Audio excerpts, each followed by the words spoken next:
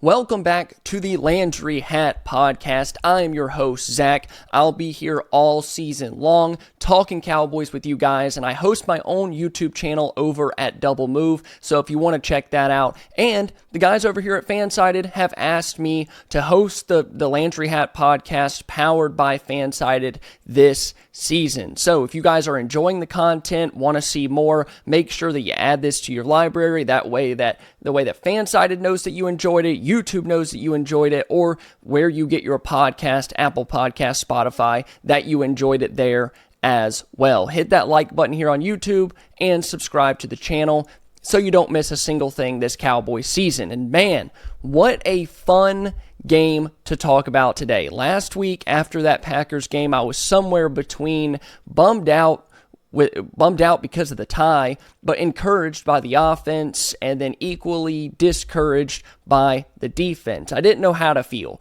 But this Monday morning, I promise you guys, I'm feeling much, much better. I can tell you that. The Cowboys get the win 37-22. And for today's show, I want to talk about both sides of the ball, kind of break it down player by player, what each position group was kind of going through during this game, what we thought leading up to it, what happened during the game, and then ultimately how we got to a 37-22 win. At one point, the Cowboys were up 30-3. This score, it makes the game look much closer than it really was. So we're going to start on the offensive side of the ball where I think they had the most question marks injury-wise. Now, there's a lot of question marks defensively, but that's just because they haven't played well up to this point with the defensive coordinator and the scheme, and then some of the guys they have in that defensive back room getting pressure and all of that. But the offense, you have a quarterback playing at an MVP type level. Once again, Dak Prescott was phenomenal in this one, dotting up the Jets defense, making really, really nice throws, not putting the ball in harm's way, getting guys involved. Everybody got involved in this one. Dak is on a heater right now. And a lot of credit to Brian Schottenheimer and Clayton Adams. You're down 4 offensive linemen. Your game plan doesn't change in meaning that you don't freak out. You don't start playing really conservative. You figure out what those guys that have to go in there and play, what they do best, and using that to your advantage. The play calling, the sequencing, making it easy on your quarterback at times, it's just all beautiful. The tight end screen, awesome play. Ryan Flournoy gets a block down there. Your offensive linemen are pulling out in space and getting blocks 10, 15, 20 yards downfield. A really nice play by Ferguson. But just stuff like that helps Dak out where he doesn't have to be Superman. Everyone else can be Superman. You get it to Ferguson, at the line of scrimmage, he follows 3 blockers to the end zone. Stuff like that has been amazing. And then just getting guys open. Dak not having to throw into these insanely tight windows because guys are blanketed one-on-one. The route combinations, the play action to get the linebackers to go up to the line of scrimmage and then throwing it over the top. Modern offense, it's modern play calling. So much motion, so much play action where Dak has just been phenomenal this year. And even with how good Shoddy and Adams were in this game. They had the plan. They wanted to get that done. But at the end of the day, your players have to execute. Coaches can only do so much. But shout out to Shoddy and Adams for putting guys in situations to where you feel like they're giving them the best chance to succeed. How many times did we see with Jason Garrett where they would just be like, okay, next man up, you're going to do what we do, even if you're not really good at that? I don't think that's Schottenheimer and Clayton Adams' game. They're just so ahead of the curve compared to Mike McCarthy and Jason Garrett, and it leads to games like this where you feel like you're better than a team. Even down 4 offensive linemen, you just feel like you're better, and then you go out there and put the hammer on them 30-3. Another guy that showed up in this game and just continues to show up over and over throughout this, Javonte Williams. He was just excellent. The vision, the patience, the contact balance, and the processing when he's reading his blocks is all top-notch stuff. He's already one of the league's most efficient runners, the most successful on any given down, but his ability to shed tacklers, get tough yards, be an explosive playmaker, but also a gritty runner, is just what this team needed. He is the perfect running back for this system. We talked about it with Adams and his ability to make James Conner pretty much one of the top backs in the league last year in efficiency numbers and explosive play rates. And he's doing it with Javonte Williams, and Williams is taking every single opportunity flawlessly. You give it to him on the goal line, he powers it in for a touchdown, and then you hand it to him and he gets a 66-yard run with some help from the offensive line, but he gets the 66-yard run, I think breaks one or two tackles, and then takes off. You get the score before halftime. It's just stuff like that we didn't see last year. Once again, hitting the easy button for your quarterback, making life a little bit easier so he can be more efficient. It's like a well-oiled machine right now on the offensive side of the ball. It's phenomenal to see. Then you talk about the receivers. Pickens had a pretty quiet day up until he didn't. Had the big touchdown catch over Sauce Gardner. And here's the thing. Teams have proven over the past couple of years that they can take away your number one wide receiver. They can put a guy over the top, man him up, put a shell on that side of the field, and keep the wide receiver one out of the game. What they can't do, though, is stop a guy that they never saw coming. With Ceedee Lamb out, Turpin out, Pickens was being shadowed by Gardner, and then they had some safety help over the top to help him. Ryan Flournoy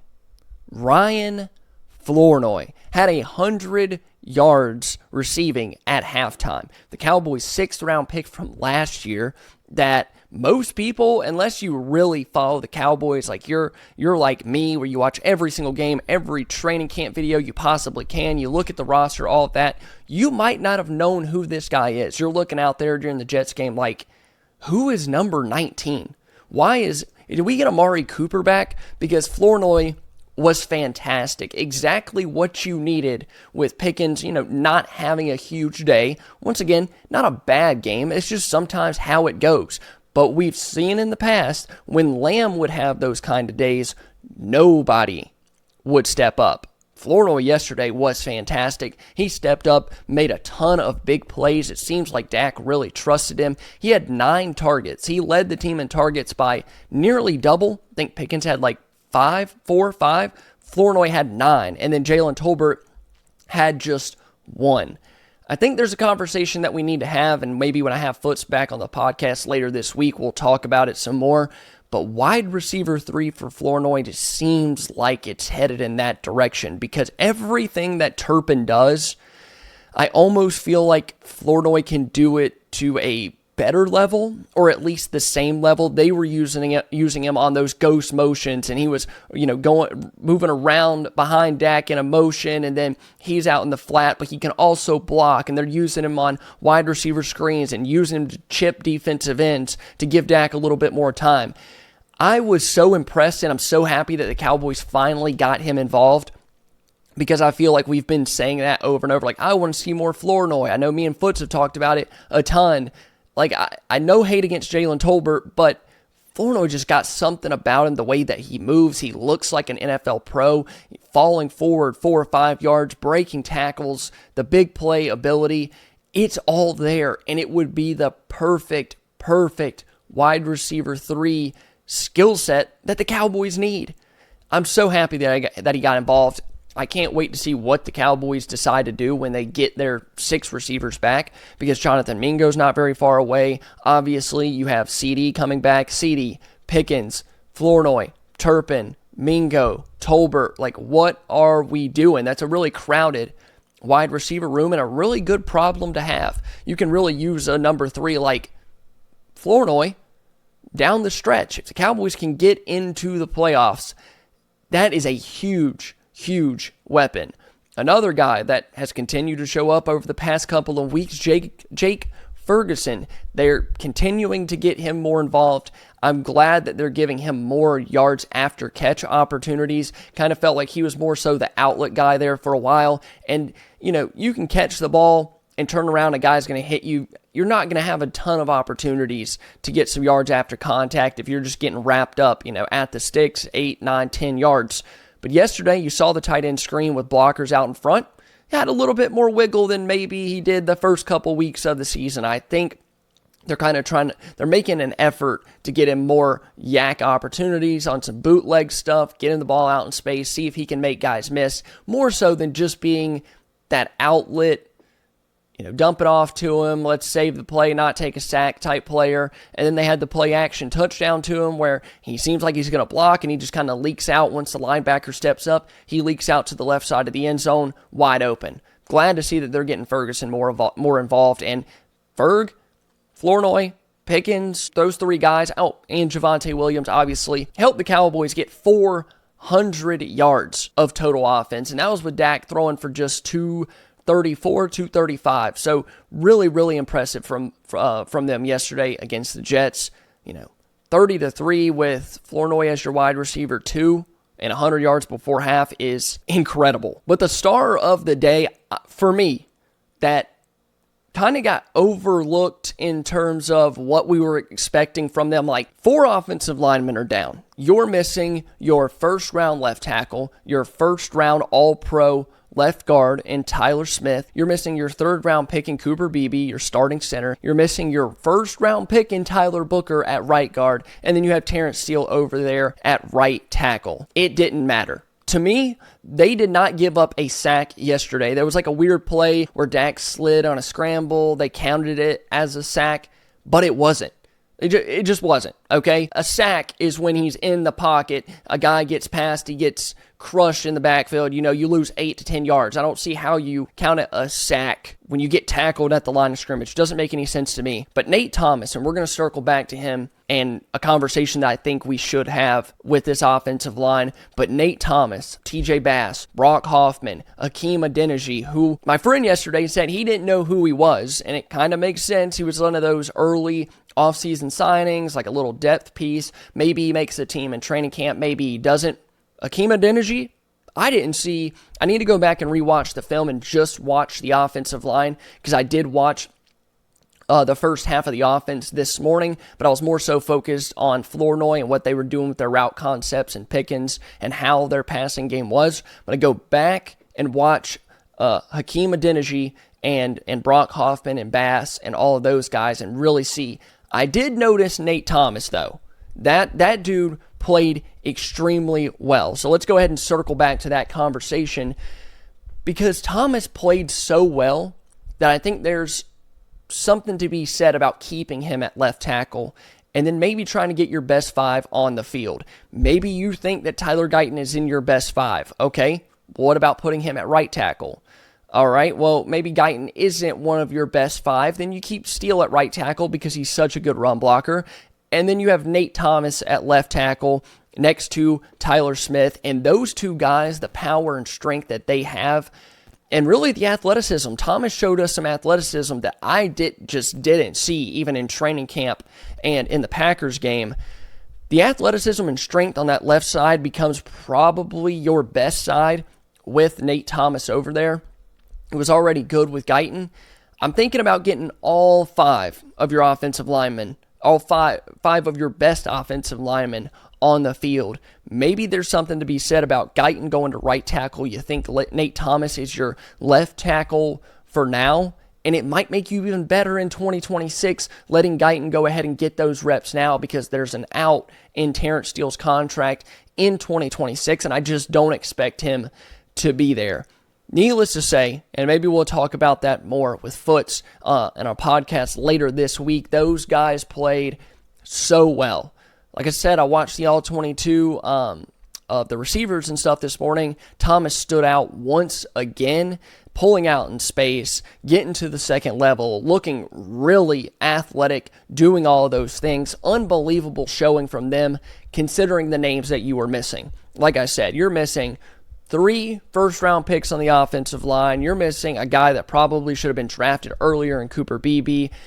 And you have one, and if you would have told me, in week 5, the only starting offensive lineman that the Cowboys would have on the field is Terrence Steele, I would guess the season was a disaster up to this point. I really would. I just wouldn't have any faith, because how many times have we seen with Jason Garrett and Mike McCarthy, the Cowboys lose 1 offensive lineman or 2 offensive linemen and it just fall off a cliff. I think there's something to be said and some praise to be handed out for, one, the Cowboys front office and being able to evaluate talent. Most NFL offensive lines don't even have 3 guys that they trust, much less 9. 9 guys have played on the offensive line so far this season, and they played that well, didn't give up a sack. And then once again, circling back around before we get to the Cowboys defense, Clayton Adams and Brian Schottenheimer, understanding your players, understanding the talent, what those guys do well.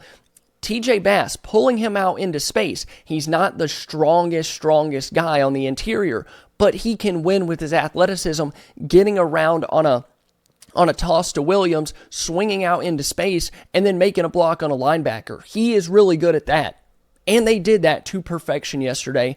Shout out to all those guys. I could talk about the offensive line and the receivers and Dak and all of those things because I'm so excited about it. For the rest of eternity, we could be here for another 4 hours. But we're going to go ahead and head over to the defensive side of the ball. And I know in the box score they gave up 22 points. I'm going to go ahead and say they did not give up 22 points late in the third quarter. It was 30-3, right? By that point, going into the fourth, it's over. The defense just wants to go home. The offense just wants to go home. The Jets wanted to go home. But they got to keep playing, right? And there was never a chance for them to come back in this game. So the Cowboys are playing extra prevent defense. We already think they play 10 yards off the ball and don't want to give up the big play. They were doing that even more in the second half. But before that, before the game got out of hand, the first drive had me a little worried, all right? The Jets were moving the ball pretty well. Giving up some big runs on the ground. They just too much. They did bend. They didn't completely break, but you don't want to see stuff like that to start a game and, get behind a team that you think you're better than, and an offense that's not really good. But considering how bad the defense has played, it was kind of a given that the Jets were going to move the ball with the athleticism that they had in Justin Fields and Breece Hall and Garrett Wilson. But really, they did it. And the one thing, and Diggs talked about this after the game, the defense looked different because of how good they were at getting pressure up front. Consistent pressure. Diggs talked about it. It makes life so much easier when you're pressuring the quarterback and he's making errant throws or he's having to get the ball out a lot quicker than he wants to. The timing's messed up. The footwork's messed up. It just makes it so much easier, and that's why it seemed like it was so easy for the Cowboys to get off the field against the Jets. Consistent pressure, something they haven't done all season long.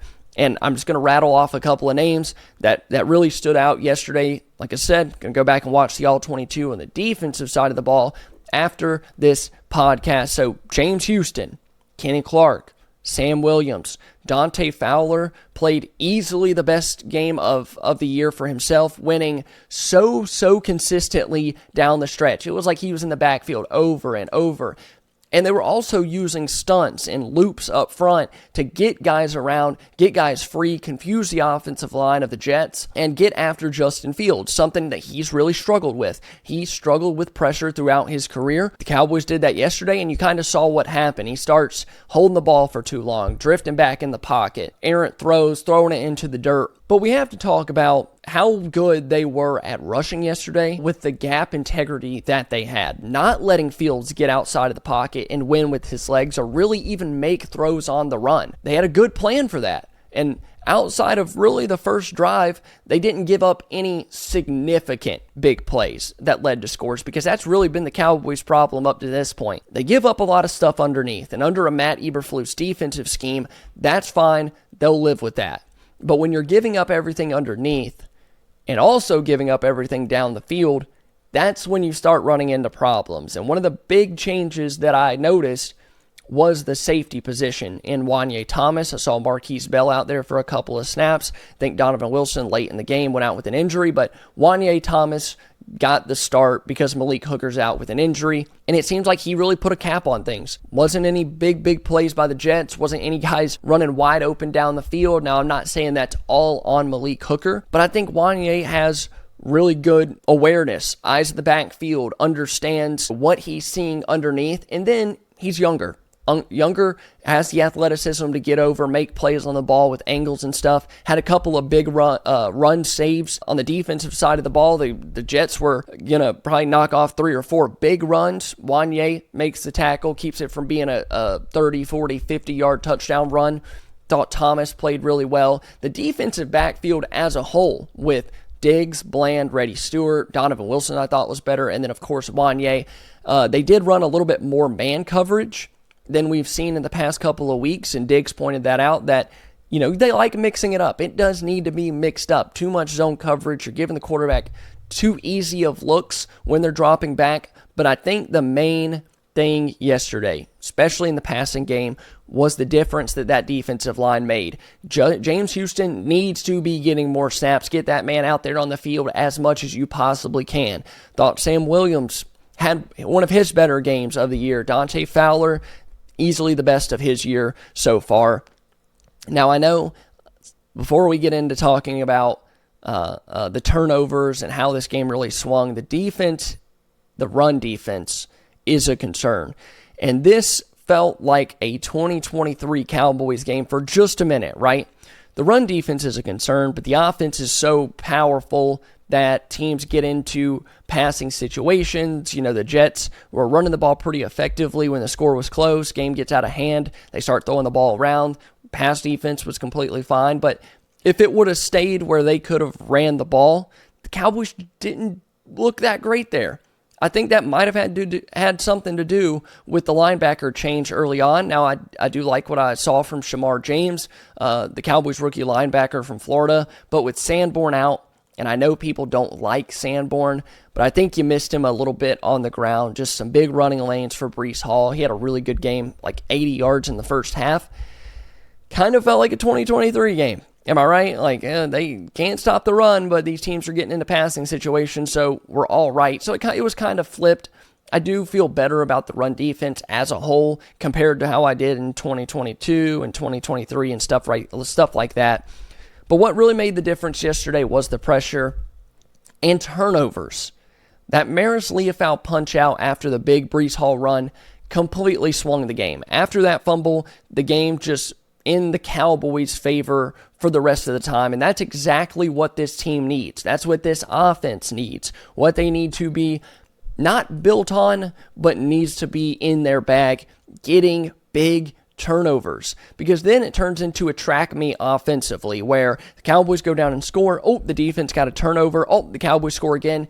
That's a 14-point swing like that because your offense is so high-powered, and most teams, like the Jets yesterday, they're just not going to be able to keep pace for 60 straight minutes, especially when you're taking care of the ball on the offensive side with Dak, not putting the ball in harm's way. Javonte Williams is running extremely well.